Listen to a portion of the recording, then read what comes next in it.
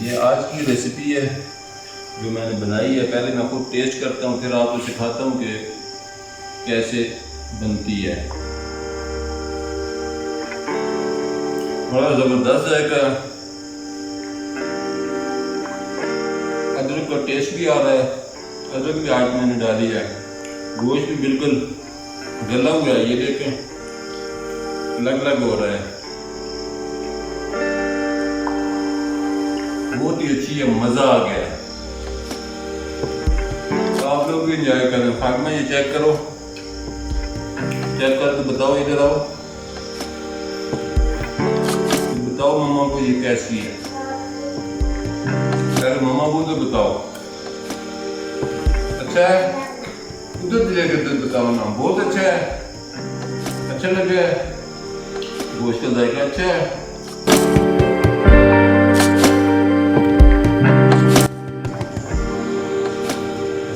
आज मैं आप लोगों को सिखाता हूँ कि बड़ा गोश्त कैसे बनाया जाता है। बड़े गोश्त की रेसिपी है। उसके लिए हमारे पास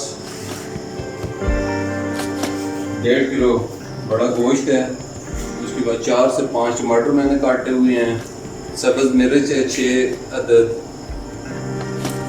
प्याज है, ये भी बड़ी 2 गड्डियाँ मैंने ली थी बड़े साइज़ की।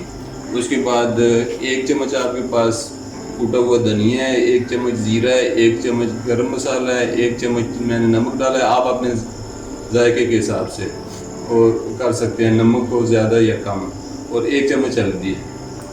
साथ हमने अदरक और लहसुन काट के छोटे छोटे पीसेस करके तो रखती हैं। गोश्त की ये रेसिपी जो है ये देसी स्टाइल में मैं बनाऊंगा। जिस तरह ठंडे इलाकों के लोग बनाते हैं उस तरह बना के आपको सिखाऊंगा।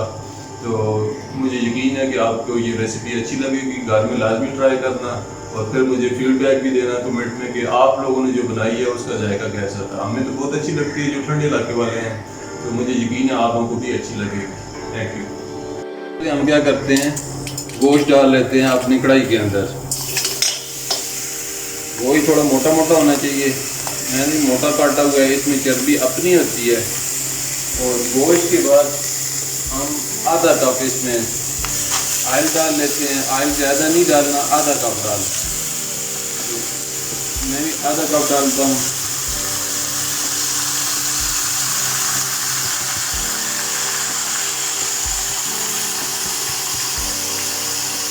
उसके बाद आपने डाल लेना है इसमें प्याज,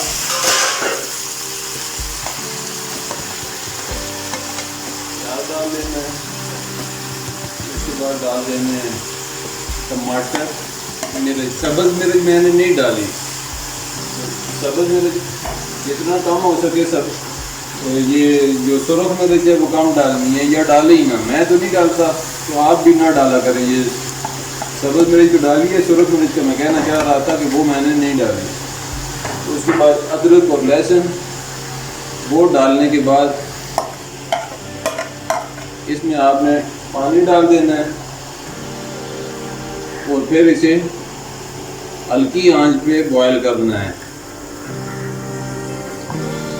4 गिलास तकरीबन पानी है, ये डाल के तो इसे 1.5 घंटे तक पकने देना है। 1.5 घंटा ये बेशक आराम से हल्की आंच पे पकता रहे। उसके बाद पानी को खुश कर लेना है, तो आपकी ये देसी हांडी जो है वो तैयार होगी। और मुझे यकीन है ये आपको बहुत पसंद आएगी। अगर आप लोगों ने घर में ट्राई की तो बहुत पसंद आएगी। अगर पसंद आई, आपने ट्राई की, तो फिर चैनल को बेशक सब्सक्राइब कर दें। तो आज मैं फारग था, तो बारिशें हो रही हैं जिसकी वजह से बाहर तो नहीं जा सका घूमने फिरने के लिए। तो मैंने कहा चले आप लोगों को थोड़ा सा घर में ही हांडी वगैरह बना दिया करें। आप लोग भी बनाया करें, जो शादीशुदा हैं। बीवी भी खुश हो जाती है, बच्चे भी खुश हो जाते हैं, उनके साथ ज़रा टाइम पास हो जाता है। तो घर में हो तो थोड़ा बहुत घर वालों की हेल्प किया करें। ये मेरा आप तमाम दोस्तों को, भाइयों को मशवरा है कि ये औरतों का ख्याल रखें, ये आपका ख्याल फिर ज़्यादा रखेंगी। मेरा भी बहुत ख्याल रखती है, आपका भी रखेगी। तो चलें जी, हम इसकी आग थोड़ी सी तेज़ करते हैं, तो फिर शुरू करते हैं। अभी ये तकरीबन गल चुका है, तो 1 घंटा हो गया है। अब इसमें से हमने सिर्फ ये करना है कि पानी खुश करना है।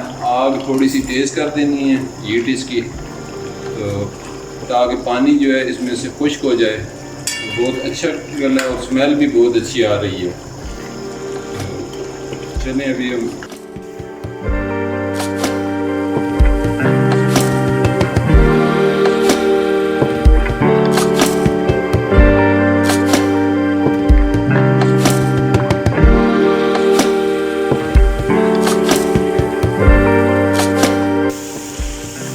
आयल ऊपर आ गया और तमाम पानी जो है इसमें से खुश्क हो गया है।